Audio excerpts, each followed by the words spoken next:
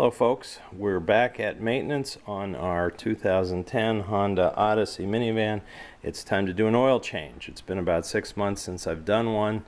I did one in the fall before the winter set in, and now it's time to change again. Based on the mileage and the wear that I can see in the oil, how dark it's become, it's time to do another one. So let me just walk you through this quickly. I'm going to be using Mobil 1 synthetic motor oil. I've changed to using this over the last couple years.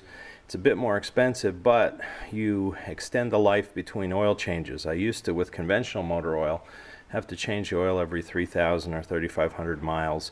For my normal use, that was maybe 3 or 4 oil oil changes a year.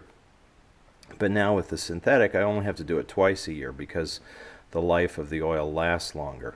And then also connected with that, I've chosen to use the recommended oil filter that goes with the oil, a Mobil 1 extended filter. It's the right size for the vehicle, and this is the right viscosity motor oil. I know that for the vehicle. In fact, Honda makes it very easy for you. If you look down here at the oil fill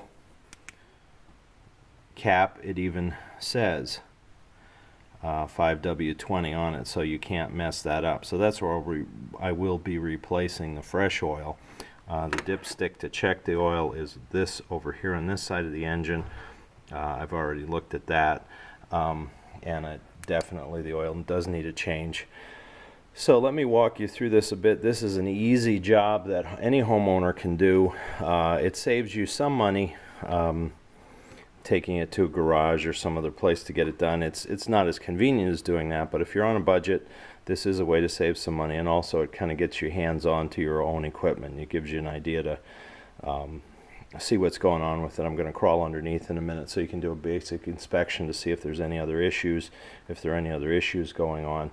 But just a couple of the tools that I'll need to do this. First of all, I have a 1/2 inch socket. I know that the oil plug on the bottom is a 1/2 inch, so that will work to take it out. If it's a little tight, I've got my gentle persuader here with a hammer that I can tap on the handle of the ratchet to get it loose, and then it'll come right off. Also, to remove the old oil filter, there is a specialty pliers. These come in 2 sizes depending on how big the oil filter is for your vehicle. They're not all that expensive. It's a good tool to have if you're going to do your own oil changes. It just grips a hold around the filter, not in the box of course, and then you just turn it to loosen it, and it's threaded on and then threads right off. So that's a good way to get that off too. In addition, then you also need a funnel to pour the oil in, especially with this vehicle because the oil fill is so far down there in the engine. I have a rag to wipe any oil or dirt off, of course, and then I'll take you down underneath here and show you where we're going to be going here in a minute.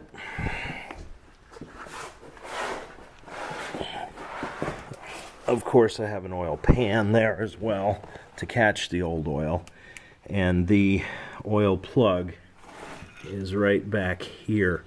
The back of the oil pan is facing towards the rear. So I had to put the vehicle up on my ramps because it's not as accessible. Remember, we did the change of the transmission fluid a little while, and I could reach that because this plug was closer to the front. This one I don't have that option. It's a bit further back, so I couldn't get underneath it without raising up the vehicle a bit. Now, of course, I have the vehicle in park. I have the emergency brake on, and I have the rear wheels blocked, so it shouldn't be able to move on me while I'm working here. The other reason that I need this is because here is the oil filter. Again, I can't reach that from the front without it being raised up. If I really wanted to, I could jack up the side and pull the wheel off, but I don't want to have to do that. So to get at the oil filter, then I've got to have this up in the air a bit, and that's the oil filter that we'll be changing out too. So that's the plan. I'll come back to you when we're in process, the old oil coming out, and getting ready to put the new oil and new filter in. But this is a job that you can do, and it is a job that saves money and also gives you an opportunity to look at the underside of your vehicle a bit and see what's going on.